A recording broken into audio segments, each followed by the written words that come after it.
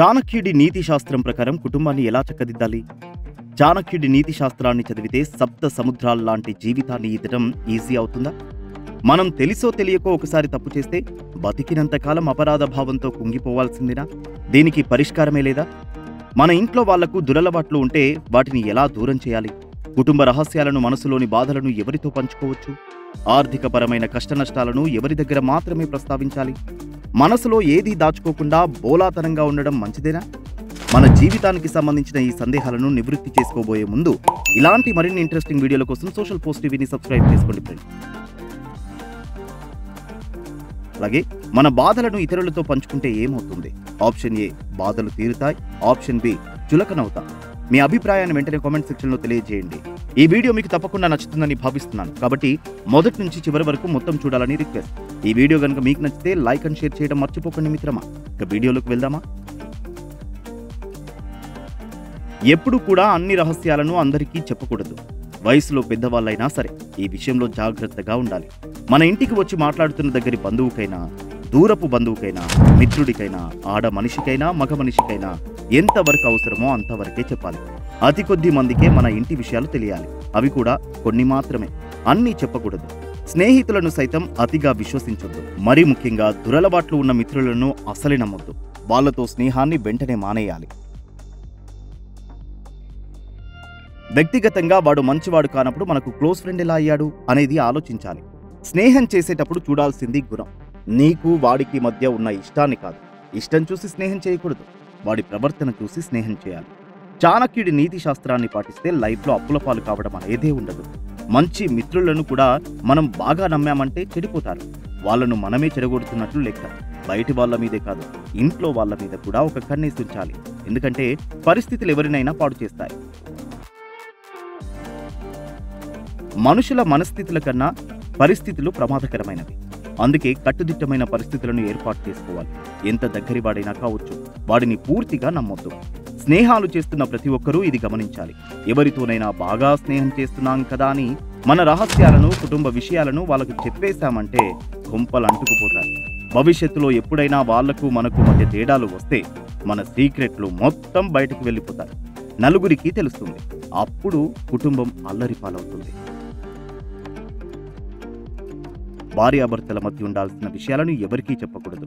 ఎంత కష్టం వచ్చినా సరే, ఎంత దుఃఖం వచ్చినా సరే ఎప్పుడూ బయట పెట్టకూడదు. భర్తతో సమస్య ఉంటే అతనితోనే తేల్చుకోవాలి. భార్య వల్ల సమస్య వస్తే ఆమెతోనే తేల్చుకోవాలి.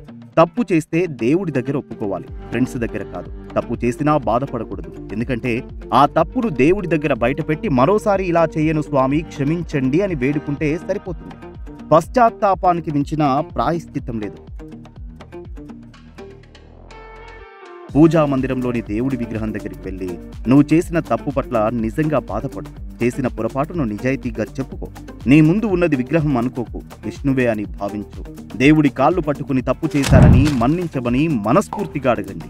నేను చేసిన తప్పును నా జీవిత భాగస్వామితో కూడా చెప్పుకోలేను, నా పిల్లలకు అసలే చెప్పుకోలేను అని అంగీకరించి మళ్ళీ చేయను అని దేవుడికి మాటివ్వండి. తక్షణం ఆ పాపం పోతుంది. నిశ్చింతగా ఉండండి. పశ్చాత్తాపం ద్వారా పాపాలను చాలా తేలిగ్గా పోగొట్టుకోవచ్చు. 100 కాశీల్లో మునిగినా, 100 గోదావరుల్లో మునిగినా పాపాలు పోవు. పశ్చాత్తాపం ద్వారా మాత్రమే పోతాయని శాస్త్రం స్పష్టంగా చెప్పింది. మన వల్ల ఎవరికి నష్టం జరిగిందో వాళ్ళ కాళ్ళు పట్టుకుని క్షమాపణ కోరితే ఆ పాపం అంతటితో పోతుంది. ఇలా చేయడానికి పౌరుషం అడ్డొస్తుందని అనుకుంటే ప్రత్యామ్నాయంగా పరమాత్ముడి కాళ్ళు పట్టుకుని ప్రతిజ్ఞ చేస్తే చాలు. ఒకసారి చేసిన తప్పును మళ్ళీ చేయకు. తద్వారా ఎవరో వచ్చి మన పాపాలను పోగొట్టాల్సిన పని లేదు. మన పాపాలను మనమే పోగొట్టుకోవచ్చు. పాపం చేశాను, తప్పు చేశాను అని కుంగిపోవాల్సిన అవసరం లేదు. అపరాధ భావంతో కుమిలిపోవద్దు. నేను పాపాత్ముణ్ణి అని కాదు, నేను పుణ్యాత్ముణ్ణి అనే పాజిటివ్ ఫీలింగ్స్తో బతకాలి. ఒకవేళ మీరు వ్యాపారంలో నష్టపోయారనుకోండి, ఆ విషయాన్ని అత్యవసరం అనుకున్న వాళ్లకు మాత్రమే చెప్పండి. ఇంటికి వచ్చిన ప్రతివాడికి చెప్పొద్దు. అలా చెబితే లోకువైపోతాం. మనది శనిమొహం అంటాడు, మన జాతకం బాగా లేదంటాడు, రకరకాల కామెంట్లు చేస్తాడు. దీనివల్ల మనకు అప్పు ఇచ్చేవాడు కూడా ఇవ్వడు.